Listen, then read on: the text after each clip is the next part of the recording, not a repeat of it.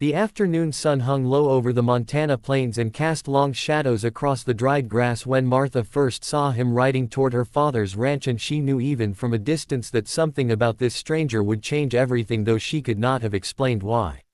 She stood by the well drawing water for the evening meal, and her cotton dress clung to her back in the late summer heat, and when she looked up again he was closer and she could see the dust on his hat and the weariness in the way he sat his horse.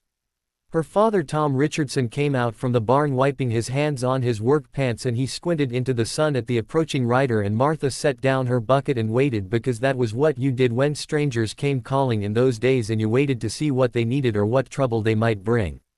The man dismounted slowly, and Martha noticed how careful he was with his movements and how his horse stood patient and calm beside him, and these things told her more about his character than any words could have done. "Good evening, sir," the stranger said, and his voice was rough but polite, and he removed his hat and held it against his chest. "And I am sorry to trouble you, but I wonder if you might have work for a man willing to do anything that needs doing."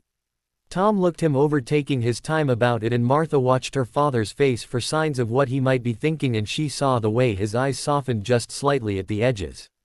"We might have something," the old man said. "And what name do you go by?"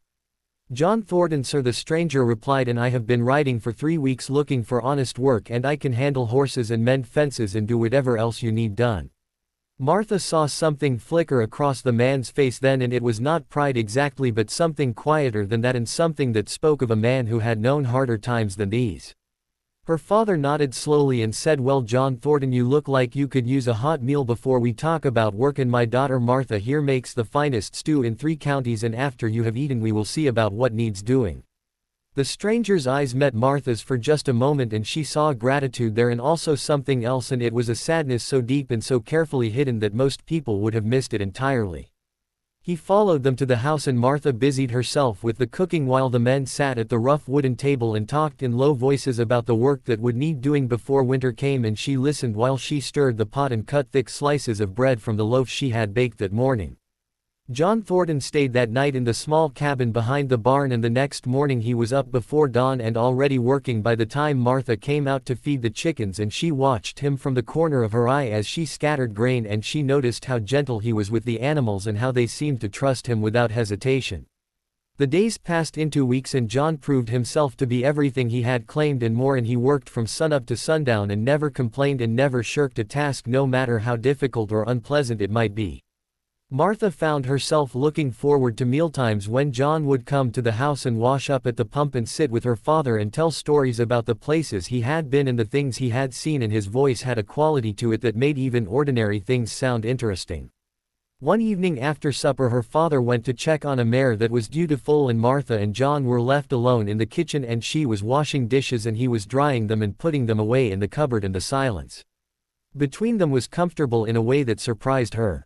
"You have been very kind to me," John said suddenly, "and both you and your father, and I want you to know that I am grateful for it." Martha kept her hands in the dishwater and said, "We are glad to have you here, John, and you have earned your place and more." He was quiet for a moment, and then he said, "There is something I need to tell you, and I have been putting it off because I was afraid of what you might think." She turned to look at him then and saw that his face had gone pale and that his hands were shaking slightly as he held the dish towel.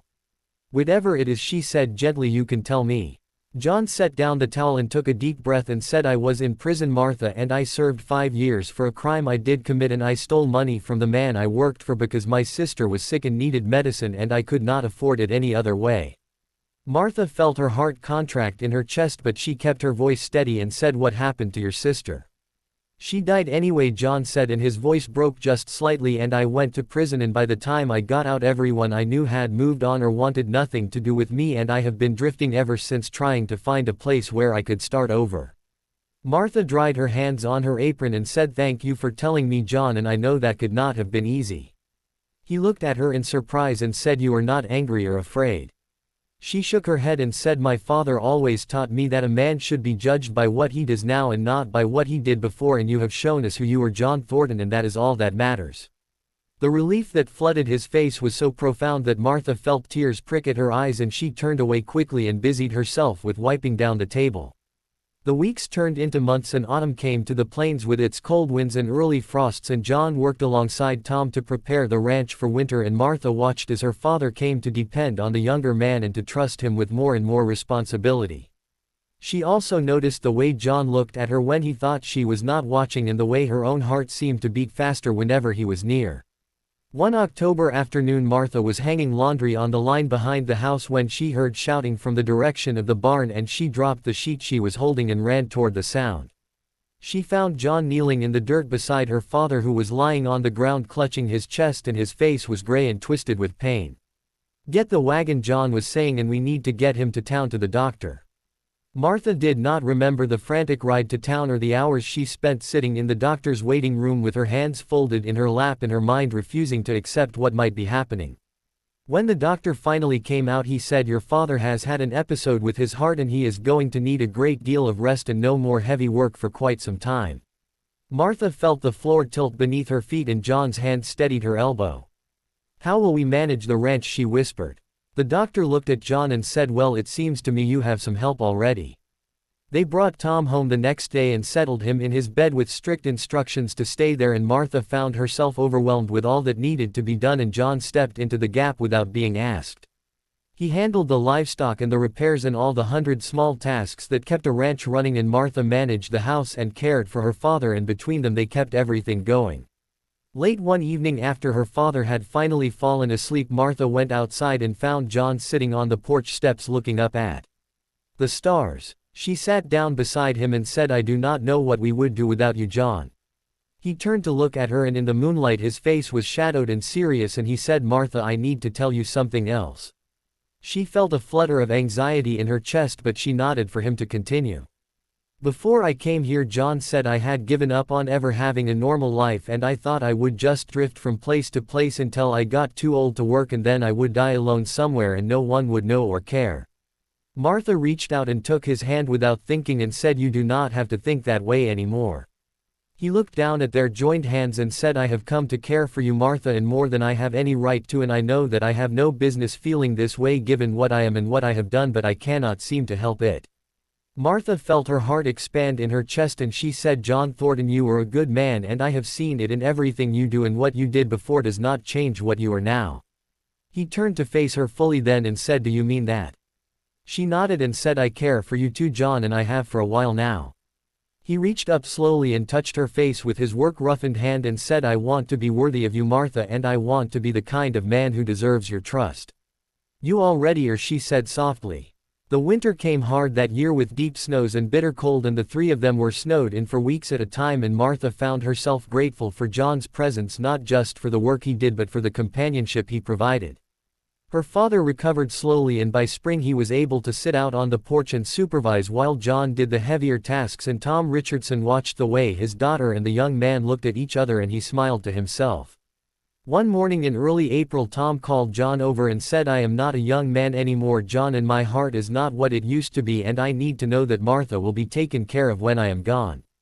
John started to protest, but Tom held up his hand and said, "I am not planning on going anywhere just yet, but I need to know, and would you be willing to stay here permanently and help Martha run this place?" John's eyes widened and he said, "Sir, I would be honored, but you should know that I am not sure I am the right man for that." Tom shook his head and said, "I know everything I need to know about you, John Thornton, and I know that you are exactly the right man."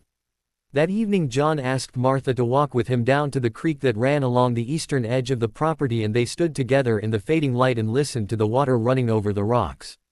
"Martha," he said, "I want to ask you something, but I am afraid of what you might say." She turned to face him and said, "Ask me, John."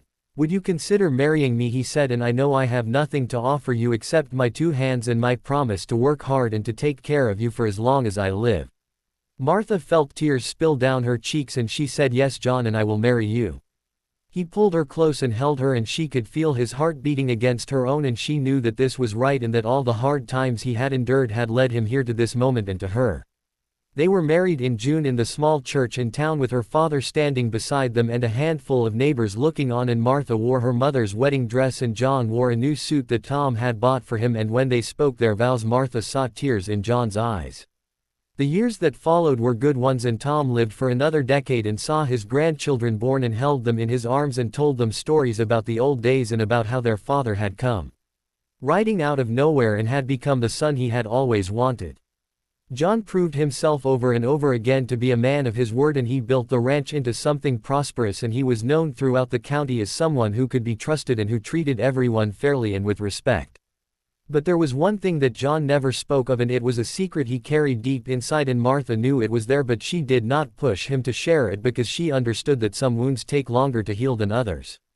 Then one spring morning, more than 20 years after John had first arrived at the ranch, Martha noticed something that made her heart clench with worry. John was standing in front of the small mirror in their bedroom, and he was looking at himself with an expression of such profound sadness that Martha felt it like a physical pain. She came up behind him and put her hand on his shoulder and said, "What is it, John?" He turned to look at her, and she saw that his eyes were wet, and he said, "I have been thinking about cutting off my beard, Martha, and I have worn it for so long now that I had almost forgotten why I started growing it in the first place." Martha waited for him to continue. "When I was in prison," John said slowly, "there was a man who worked there, and he was cruel beyond measure, and he took pleasure in humiliating the inmates, and one day he decided that I needed to be taught a lesson, and he held me down and he carved something into my face with a knife." Martha felt her stomach turn over, but she kept her voice calm and said, "What did he carve, John?" "He carved the word thief into my cheek," he said, "and when it healed it left a scar, and when I got out of prison I grew this beard to cover it, and I have worn it ever since because I was ashamed." "Oh, John," Martha said, and her voice was thick with tears. "I thought maybe it was time to let it go," John said, "and I thought maybe after all these years I should stop hiding and just accept what I am." Martha moved around to stand in front of him, and she reached up and touched his bearded face with both hands, and she said, "John Thornton, you listen to me."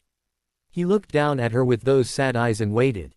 "You are not defined by what someone did to you in anger, and you are not defined by the worst thing you ever did, and you are defined by the life you have lived and the man you have become, and I love you exactly as you are." "But Martha," he started to say. "No," she said firmly, "and if you want to shave off your beard, that is your choice, and I will love you just the same, but do not do it because you think you need to accept some punishment that you have already paid for 100 times over." John reached up and covered her hands with his own and said, "What if people see it, Martha, and what if they ask questions?" "Then we will tell them the truth," she said, "or we will tell them it is none of their business, and either way it does not matter because the people who know you and love you will not care." He was quiet for a long moment, and then he said, "I want to do it, Martha, and I want to stop hiding." "Then I will help you," she said gently. She sat him down in a chair and she heated water on the stove, and she found his razor and his shaving soap, and she came back and stood in front of him. "Are you sure?" she asked one more time. He nodded and said, "I am sure." Martha began to work carefully, removing the beard that he had worn for more than 2 decades, and as the hair fell away she could see the scar on his left cheek, and it was old and faded but still visible, and the word was still there just as he had said. When she was finished she stepped back and looked at him, and he raised his hand slowly to touch his bare face, and then he looked up at her with fear in his eyes. "You are beautiful," she said simply, "and that is the truth, John Thornton." He stood and looked at himself in the mirror, and she saw him read the word carved into his own flesh, and she saw the way his face crumpled, and then she saw him take a deep breath and straighten his shoulders. "It is just a word," he said quietly, "and it does not define me." "No," she said, "and it does not." That Sunday they went to church as they always did, and Martha held John's hand as they walked in, and she felt him tense slightly when people turned to look, but she squeezed his hand and smiled at him. After the service, old Mrs. Henderson came up to them, and she looked at John's face, and then she looked into his eyes, and she said, "John Thornton, I do not know what you have been through, but I can see that you are a man of courage, and I am proud to know you." John's eyes filled with tears, and he said, "Thank you, ma'am." Others came forward too, and some asked questions, and John answered them honestly, and some just nodded and shook his hand, and by the end of the day Martha could see that a weight had been lifted from her husband's shoulders. That night as they lay in bed, John pulled Martha close and said, "Thank you." "For what?" she asked. "For not letting me stay hidden," he said, "and for loving me enough to help me face the truth." "That is what love is," Martha said softly, "and it is seeing someone fully and loving them anyway."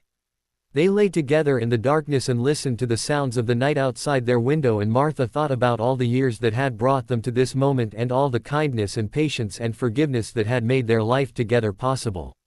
The next morning John woke early as he always did, and he went out to start his work, and Martha watched him from the window, and she saw him stop for a moment and turn his face toward the rising sun, and she knew that he was feeling the warmth of it on his bare skin, perhaps for the first time in more than 20 years.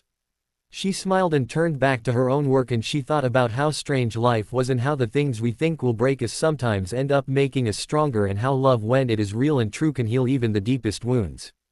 The years continued to pass and John never hid his face again, and when their grandchildren asked about the scar, he told them the truth in simple terms they could understand, and he taught them that everyone makes mistakes and that what matters is what you do afterward. And Martha watched her husband grow old beside her, and she saw him become the man he was always meant to be, and she knew that the choice she had made all those years ago to see him for who he was rather than what he had done was the best choice she had ever made. Sometimes on quiet evenings they would sit together on the porch and watch the sun set over the plains, and John would reach up and touch his face almost unconsciously, and Martha would take his hand and hold it, and no words would be necessary because they both understood what had been given and what had been found.